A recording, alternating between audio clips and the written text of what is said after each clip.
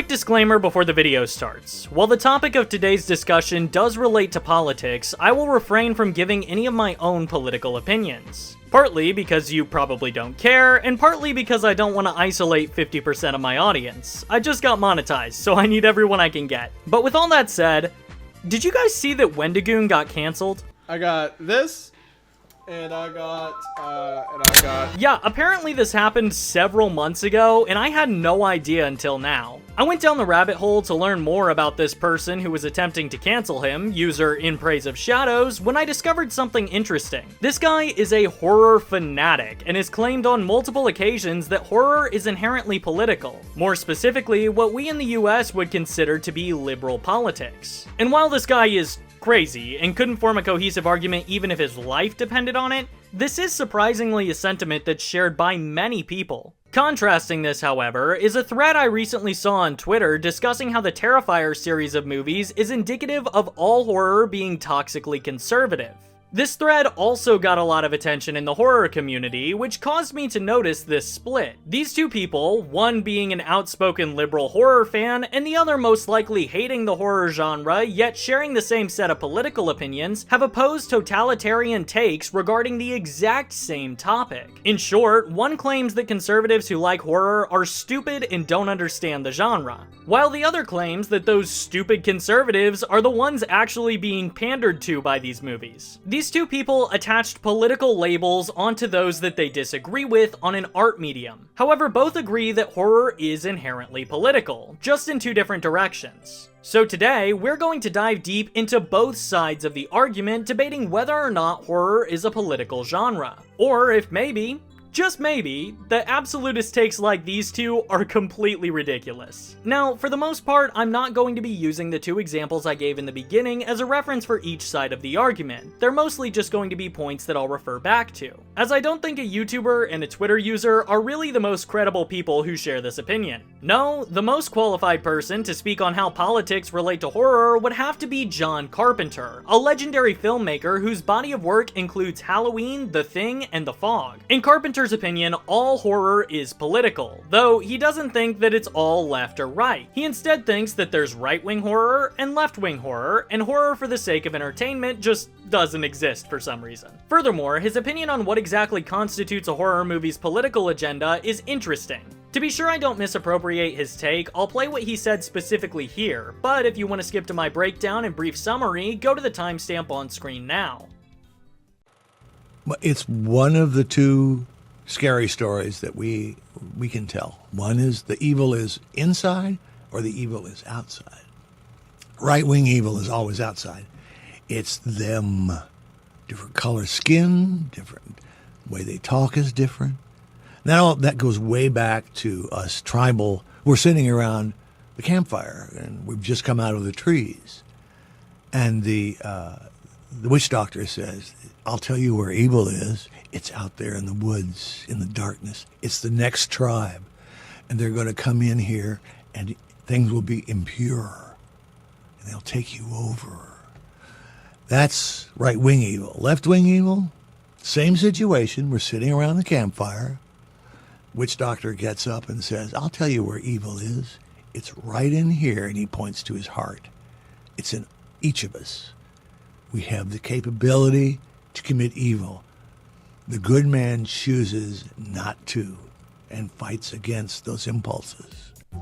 Carpenter is essentially saying here that conservative horror is made up of stories about some evil group or force that's coming to take over the world. Therefore, the heroes have to fight to uphold their values. Whereas liberal horror is the recognition that evil comes from within and that anyone is capable of being evil. This is a concept that, when you hear it for the first time, sounds intelligent enough to regurgitate onto your Letterboxd profile. But once you actually think critically about it, it begins to fall apart. Like, you could make the argument that both political ideologies should fear the first thing. Obviously, he's right in the assertion that many conservatives fear an outside force making sweeping changes to the norm, but don't liberals also? A less informed view of these parties, at least in the US, would say that conservatives want everything to stay the same, while liberals want it all to change. When in reality, both of them are in this even tug-of-war match, constantly changing the status quo on one another. Recent examples of sweeping changes from the Republican side are things such as the overturning of Roe v. Wade and the illegalization of race-based affirmative action around this time last year. Similarly, Democrats are trying to make changes regarding the inclusion of LGBT+ people and gun control. Both parties are constantly doing this to one another. Regardless of your opinion on each individual matter, that's just a fact. So saying that the only ones who truly fear big change from an outside source are conservatives is both ridiculous and blatantly wrong. His definition of left-wing horror, on the other hand, actually aligns more with conservative values, as Democrats tend to believe in the Locke ideology of inherent good of all people. That's why they believe that some unfortunately exploitable social programs will do more good than harm, and it's also why they advocate for the inclusion of all walks of life,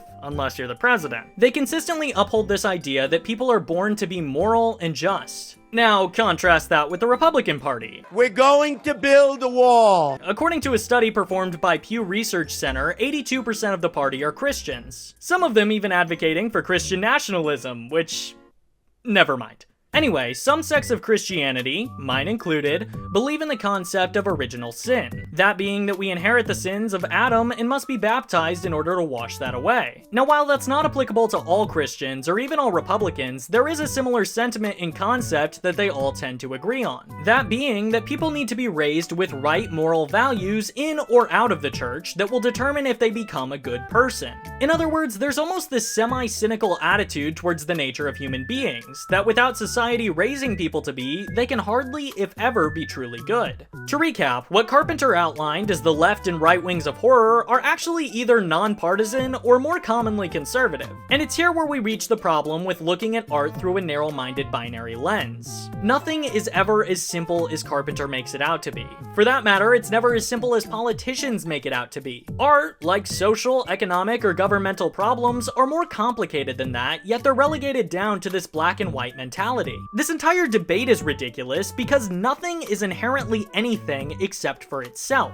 Yes, some horror has political undertones. In fact, my whole channel is dedicated to talking about societal issues through the lens of horror media. But sometimes entertainment is just entertainment. Even taking Carpenter's own work, for example, Michael Myers is regularly described as evil incarnate. Outside of the Rob Zombie films, he has basically no reason to be this demented force of nature. Society didn't make him this way, he actually more so falls into the camp of the inherently evil other, which Carpenter described as Republican horror. And that's incredibly ironic, given where he seems to fall on the political spectrum. Taking this a step further, it's pretty easy to say that other movies with liberal messages, like Midsummer or Immaculate, are actually pandering to Republicans through this mentality. Okay, you may be thinking, so maybe horror isn't split between two political ideologies. Maybe, like in Praise of Shadows or that Twitter user said, it's all just one side. Well, if that's the case, then I'm more inclined to believe that the genre is entirely liberal. The reason being is that it's pretty easy to point out progressive messaging in modern horror. Go check out my videos on I Saw the TV Glow or Immaculate if you don't believe me. A common argument I see made by those who believe horror is inherently conservative is more specifically about the slasher subgenre, one that was ironically founded in part by John Carpenter. They say it's meant to uphold the conservative moral values, mostly exemplified by the final girl trope, the sexually moral and responsible last woman standing that any God-fearing Republican would honor by bestowing his MAGA hat upon her like baby Mike Wazowski. But the problems with this start to show when you do any amount of research into the topic, really. In my video about the slasher subgenre, I actually missed out on one of the most significant films. A film that backs up this point perfectly. That, of course, being Black Christmas from 1974. Over the years, this movie gained a cult following and is considered by many to be the very first slasher. Though that argument is contested by many, you can check out my video for more info on that, it still stands as a landmark piece of the subgenre. And what kind of themes are present in the founding film of the so-called most conservative subgenre, you might be wondering? Oh, you know, just feminism, reproductive rights, and other liberal ideologies. But again, just because Black Christmas has more of a left-leaning view, that doesn't mean that conservative slashers don't also exist. And that's kind of the thesis of this video. Some horror is political, some is right-wing, some is left-wing, and some is just meant to entertain. My favorite thing about media, particularly horror, is that it can do all three. Stories, in my eyes, are the very best way for us to share ideas and concepts with one another. And in a time with such a polarized political state, being able to understand and empathize with each other, no matter if we agree or disagree, is incredibly valuable. And no matter where you stand on the issues, these stories can help you better understand where others are coming from or help to strengthen your own thoughts. But that's not all. This versatile genre can also be a form of escapism. These are tense political times, and every now and then, indulging yourself in a piece of entertainment that takes you out of that tension can be all that you need for relief.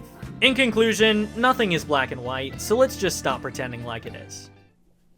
Hey all, I know it's been a little while, I took a break from the internet, but I am now back and better than ever. I wanted to announce that in the month of October, I'm aiming to release a total of 8 videos. And at the end of every video, I'll announce the next couple that are coming out. So if you don't want to miss it, and you want to see what's coming up soon, make sure you tune in every week to each video that I release. Hit the subscribe button and the notification bell so you never miss an upload. Thank you all so much for watching, I would love to hear your opinions in the comments, and please remember, believe to achieve.